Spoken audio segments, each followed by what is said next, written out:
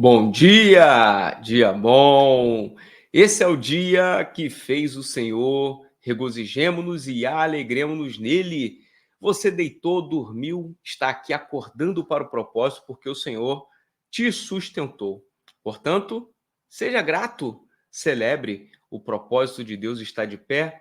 Você é propósito de Deus. É o Acordando para o Propósito, seu programa diário de ensino bíblico, de reflexão bíblica, 6 e 7 da manhã, de segunda a sexta. Portanto, você que está aqui nos acompanhando, faça a sua inscrição no nosso canal, acione o sininho das notificações e não deixe de curtir, comentar e compartilhar. Isso vai demonstrar para o YouTube a sua interação com aquilo que nós estamos produzindo. Grande prazer poder estar com você aqui. É uma satisfação enorme, uma felicidade. Nós estamos começando o mês de agosto e eu quero já profetizar na sua vida, profetizar para a sua casa, profetizar para a sua família, seus amigos, sua parentela. O mês de agosto será um mês de grandes vitórias concedidas por Deus.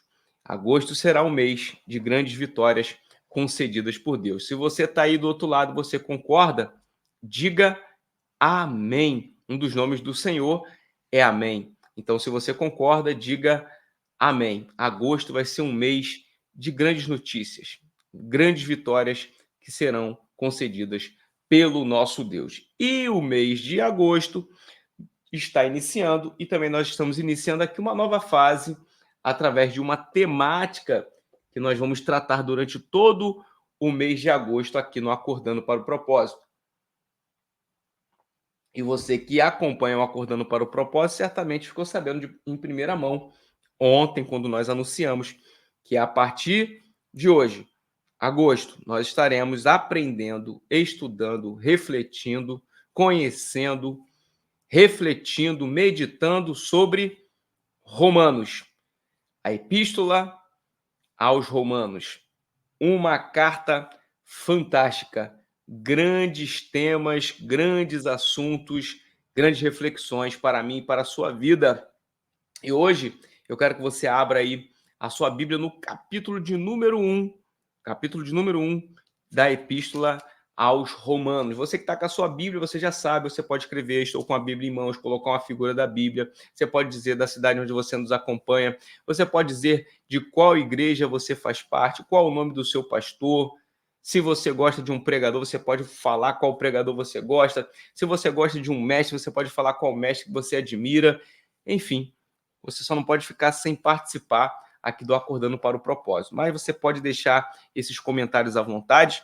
Eu posso dizer para você com toda certeza que quase sempre eu busco interagir com você através dos teus comentários, através aqui da tua interação. Quando você vai aqui embaixo, comenta, curte, certamente eu faço aqui um esforço para poder estar aqui comunicando com você. Tá bom? Então faça isso, deixa aí seus comentários, vai ser interessante. Então, Epístola aos Romanos. Eu vou ler aqui um trecho muito interessante, os primeiros versículos. Quero que você acompanhe a partir do versículo de número 1. E depois eu vou aqui revelar algumas curiosidades sobre a Epístola aos Romanos. Vou revelar algumas curiosidades da Epístola aos Romanos. Você quer saber curiosidades sobre a Epístola aos Romanos? Então fique aqui, porque hoje aqui é a nossa introdução a esse mês de agosto, que teremos aqui um período que vamos perpassar por alguns textos de Romanos, onde vamos refletir sobre assuntos importantíssimos para a minha e para a sua fé. Diz assim, capítulo de número 1 de Romanos, a partir do versículo de número 1, Paulo, servo de Jesus Cristo, chamado para ser apóstolo, separado para o evangelho de Deus, o qual foi prometido por ele de antemão por meio de seus profetas nas escrituras sagradas, acerca do seu filho, que como homem era descendente de Davi e que mediante o espírito de santidade foi declarado filho de Deus com poder pela sua ressurreição dentre os mortos, Jesus Cristo, nosso Senhor. Por meio dele e por causa do nome dele recebemos graça e apostolado para chamar dentre todas as nações um povo para a obediência que vem pela fé.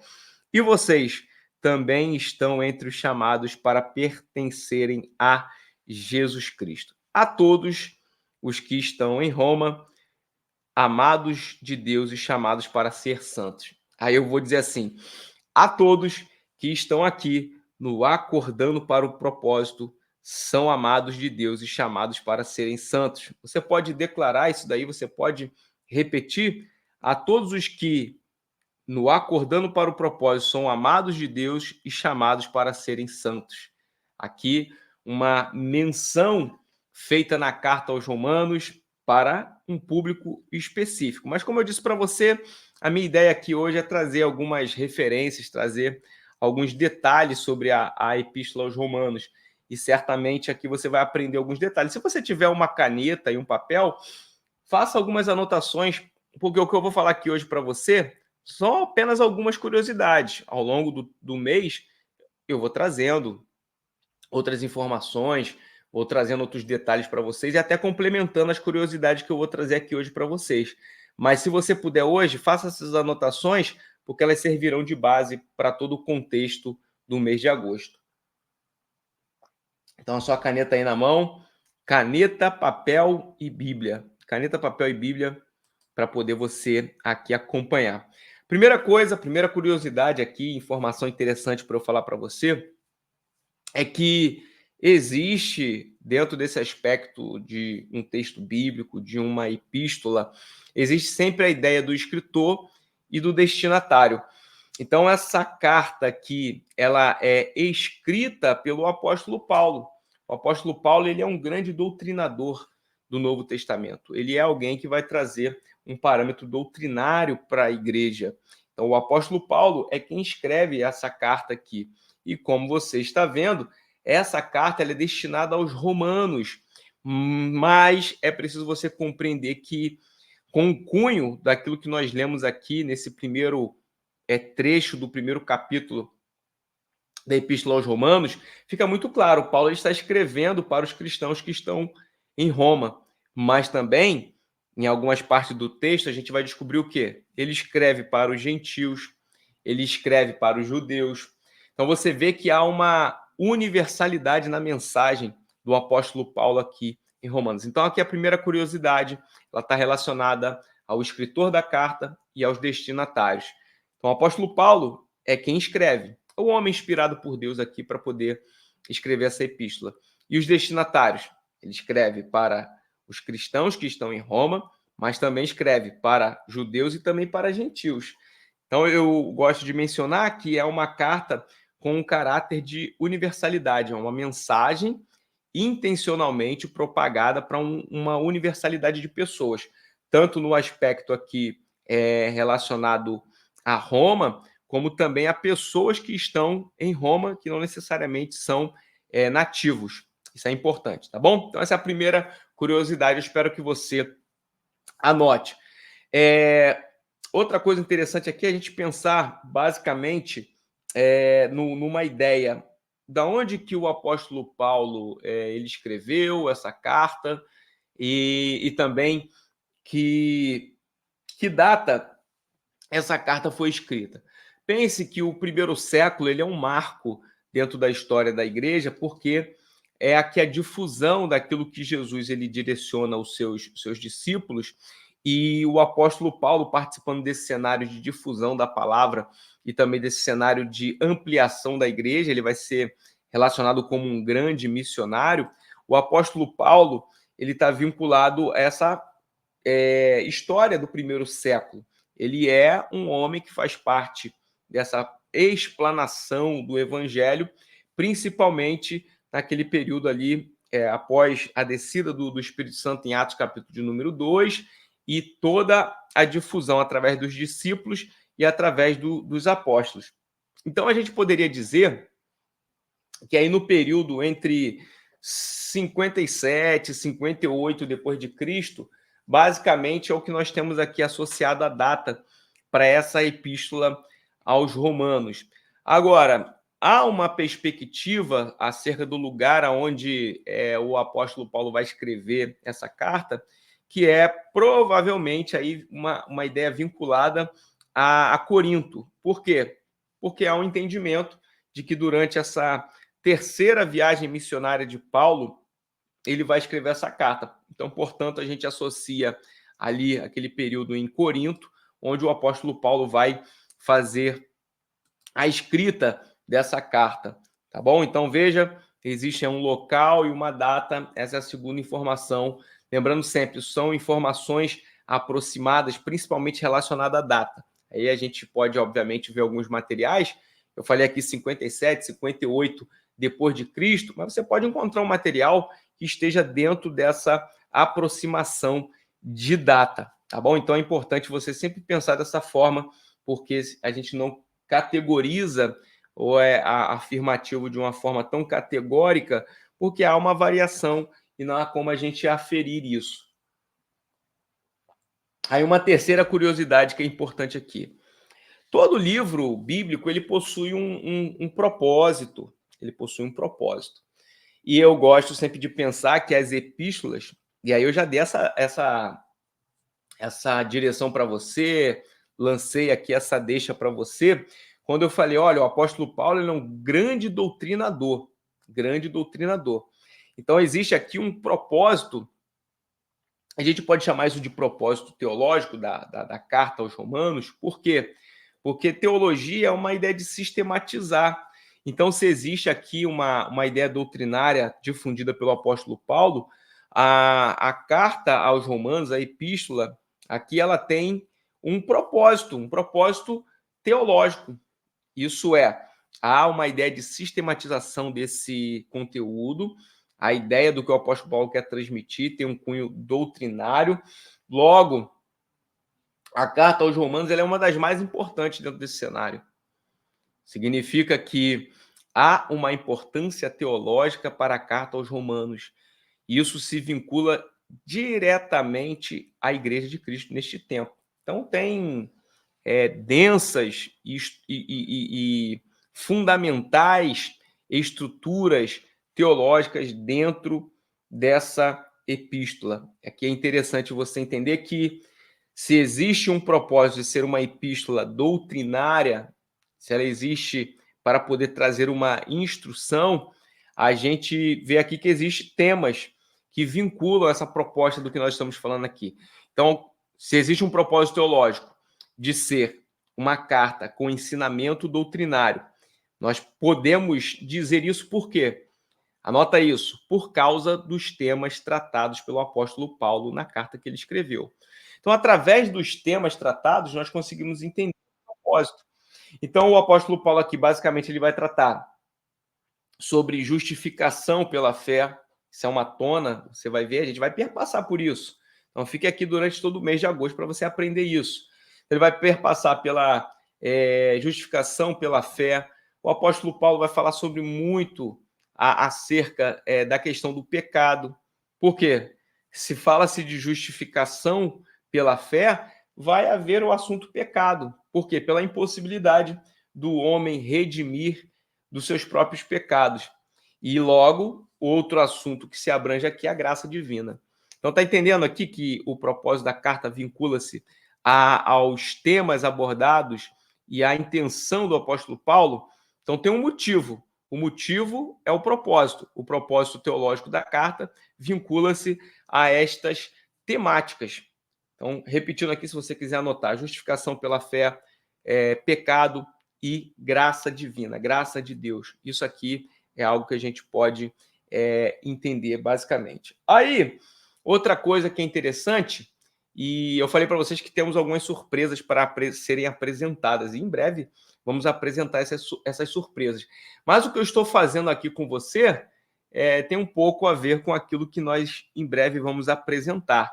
Eu digo sempre que eu gosto de trazer coisas simples. E o conhecimento bíblico, ele emana de uma boa estruturação, de uma boa base.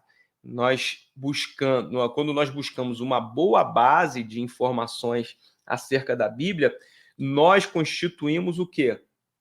Nós constituímos uma estrutura que vai nos dar, obviamente, um alicerce para que a gente construa todo um conhecimento. Então, eu entendo às vezes que por mais simples que eu fale aqui no Acordando para o Propósito, tem pessoas que às vezes vêm aqui, meu Deus, mas de onde que o pastor tirou isso? Isso está no texto mesmo? Mas por causa de que ele conseguiu entender dessa forma esse versículo? A ideia, às vezes, que a gente consegue, através de um versículo, entender tantas coisas, porque existe todo um parâmetro interpretativo, todo um parâmetro contextual. O que eu estou fazendo aqui para você é um facilitador.